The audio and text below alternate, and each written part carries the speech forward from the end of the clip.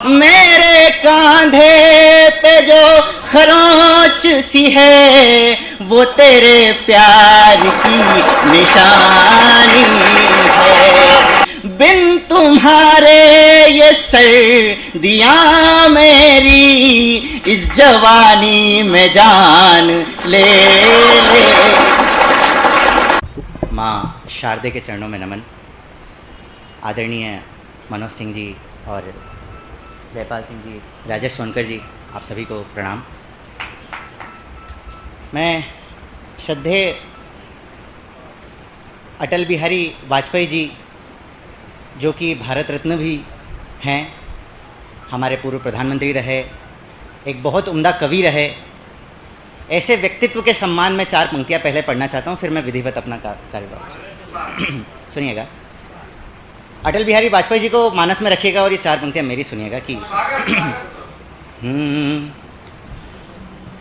कोई कहता है कि हमको उनका जाना खल गया, कोई कहता है कि जैसे एक सूरज ढल गया। मैं क्या सोचता हूँ, यह सभी बातें मिथक है, झूठ हैं, अफवाह हैं। कैसे मानूं कि अटल खुद वक्त बनकर टल गया। कोई कहता है कि हमको। और साहब, चूँकि मैं गीत का व्यक्ति हूँ, गीत की बात करता हूँ, प्रेम की बात करता हूँ, आप सभी के सामने मैं अपनी मूल कविताओं के माध्यम से आपको जोड़ने का प्रयास करता हूँ। सुनिएगा कि सुनिएगा।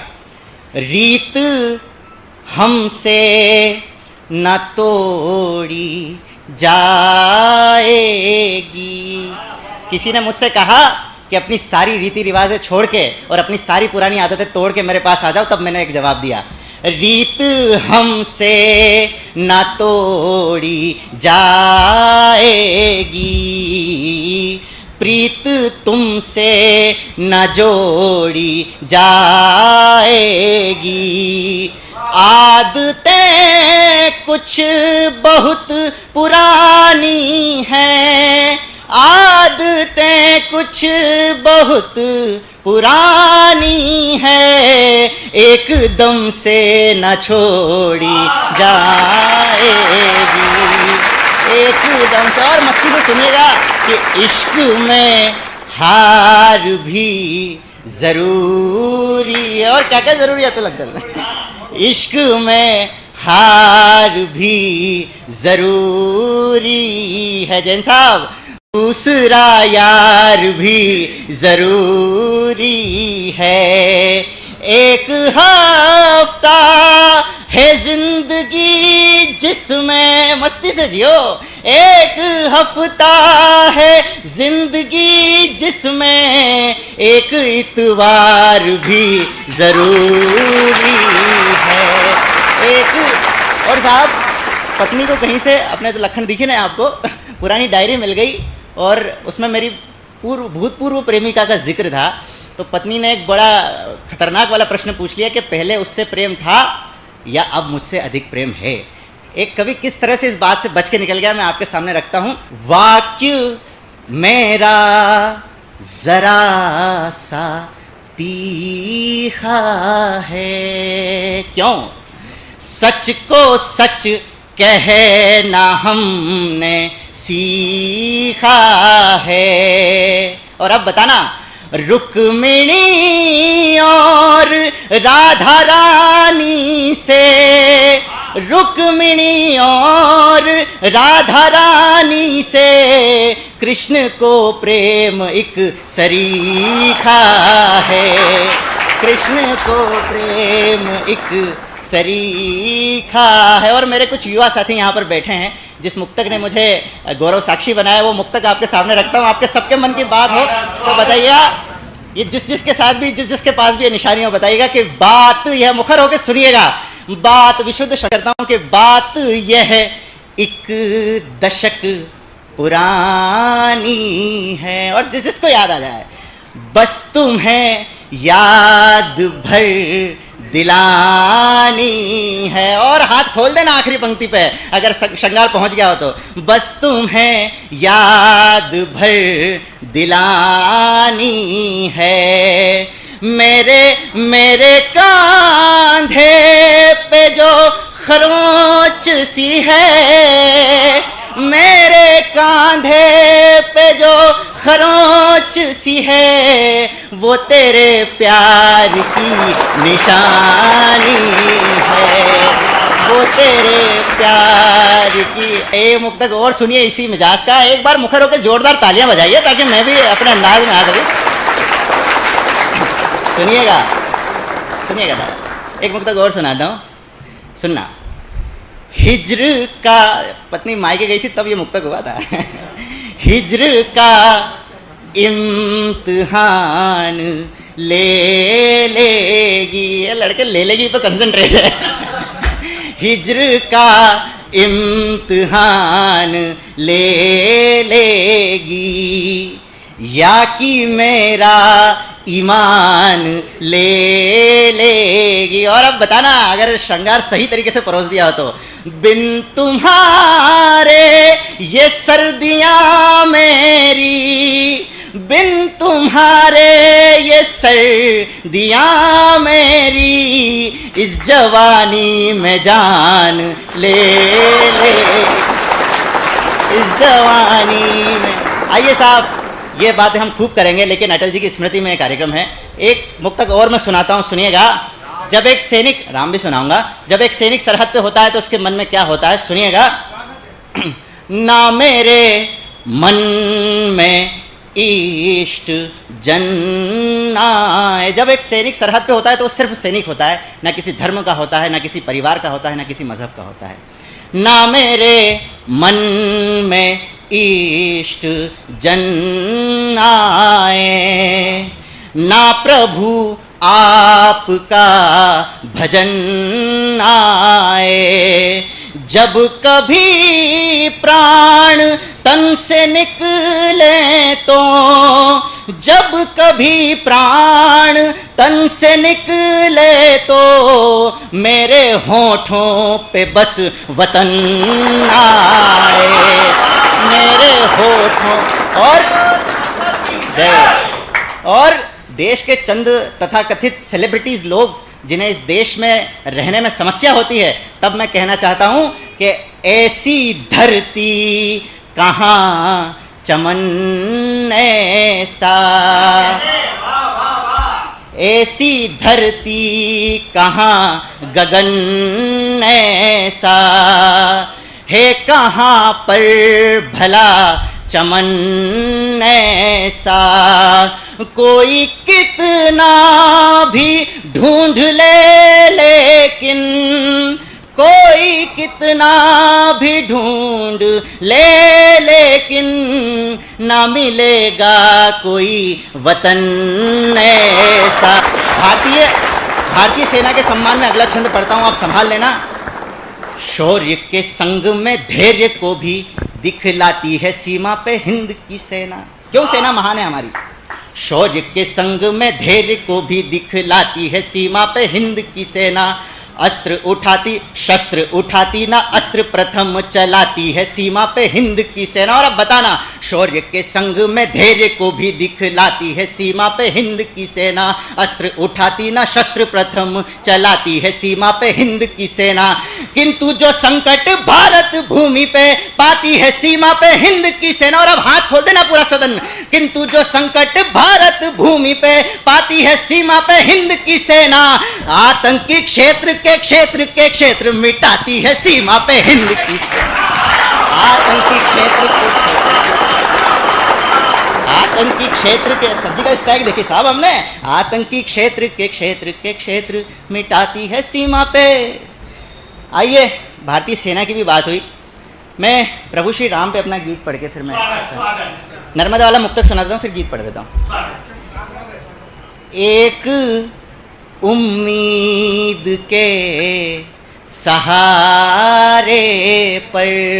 दरअसल ये गीत मेरे लिए, ये मुक्तक मेरे लिए इसलिए विशेष है, मैं अपने पिताजी की अस्थियों को नर्मदा में जब प्रवाहित करके आया था तब मेरे मन में ये मुक्तक हुआ था। एक उम्मीद के सहारे पर दीप रखते हैं रोज द्वारे पर। हम अटल जी के लिए भी कह रहे हैं, काश फिर लौट कर वो आ जाएं, काश फिर लौट कर वो आ जाएं, नर्मदा के उसी किनारे पर। नर्मदा, आइए साहब, मैं वो राम गीत राम होना सहज तो नहीं है मगर। अगर मैंने भगवान श्री रामचंद्र जी के बाद किसी को राम की तरह देखा तो स्वर्गीय अटल बिहारी वाजपेयी जी को देखा। गीत सुनिएगा, क्यों देखा इस गीत के माध्यम से आपको बताना चाहता हूँ। राम होना सहज तो नहीं है मगर, हो सहज जो गया हो वही राम है। राम होना सहज तो नहीं है मगर, हो सहज जो गया हो वही राम है। राम होना सहज तो नहीं है मगर, हो सहज जो गया हो वही राम है। हो सहज जो गया हो वही राम है। पंख के मध्य भी खिलखिलाता हुआ, पंख के मध्य भी खिलखिलाता हुआ, हो जलज जो गया हो वही राम है। राम होना सहज तो नहीं है मगर, हो सहज जो गया हो वही राम है। और राम क्यों सहज है साहब? जीवन भर उन्होंने केवल परिश्रम का रास्ता चुना, इसलिए सहज है। श्रम की पगडंडियों के सिवा राम ने दूसरा कोई भी पथ चुना ही नहीं। श्रम की पगडंडियों के सिवा राम ने दूसरा कोई भी पथ चुना ही नहीं। एक वचन जो पिता का सुना तो कभी अन्य कोई कथन फिर सुना ही नहीं। अन्य कोई कथन फिर सुना ही नहीं।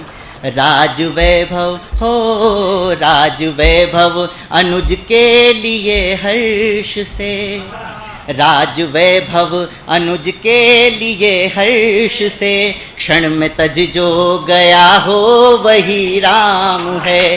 राम होना सहज तो नहीं है मगर। इस गीत का आखिरी बंद मैं आपके सामने रख के फिर स्थान ग्रहण करता हूँ। भगवान श्री राम जब घर से निकले तो वो एक राजकुमार थे, एक राजा के पुत्र थे, लेकिन जब रावण को हरा के जब वो वापस लौटे तो वो मर्यादा पुरुषोत्तम श्री राम कहलाए। और रास्ते में उन्होंने जिन जिन लोगों से उनकी मुलाकात हुई इसलिए वो भगवान श्री राम हुए। मैं आपके सामने रखता हूँ, सुनिएगा। हो सहज जो गया हो वही राम है, राजमहलों से विनती नहीं की कभी, आम जन को ही संग में मिलाते चले। राजमहलों से विनती नहीं की कभी, आम जन को ही संग में मिलाते चले। संग के वट के सरिता हुए पार तो बैर शबरी के जूठे भी खाते चले। बैर शबरी के जूठे भी खाते चले। धर धरा पर मुकुट स्वर्ण का शीश पर, धर धरा पर मुकुट स्वर्ण का शीश पर, मल के रज जो गया हो वही राम है। विदा कर दीजिएगा एक बार ताली के साथ। राम होना तो नहीं है मगर, हो सहज जो गया हो वही राम है। पंख के मध्य भी खिलखिलाता हुआ, हो जलज जो गया हो। अरे भाई फिर दोबारा।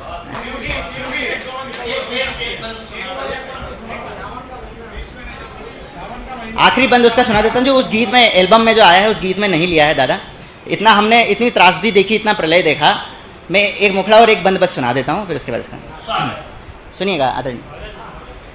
सिर्फ शंभू ही स्वयंभू है जहाँ में, हर किसी का कोई ना कोई जनक है। आदि के आदि से है अस्तित्व में शिव, और शिव ही अंत के भी अंत तक है। और वो बंद सुनाता हूँ मैं कि काल ने जाने किया कैसा इशारा, है प्रलय के द्वार पर संसार सारा। काल ने जाने किया कैसा इशारा, है प्रलय के द्वार पर संसार सारा।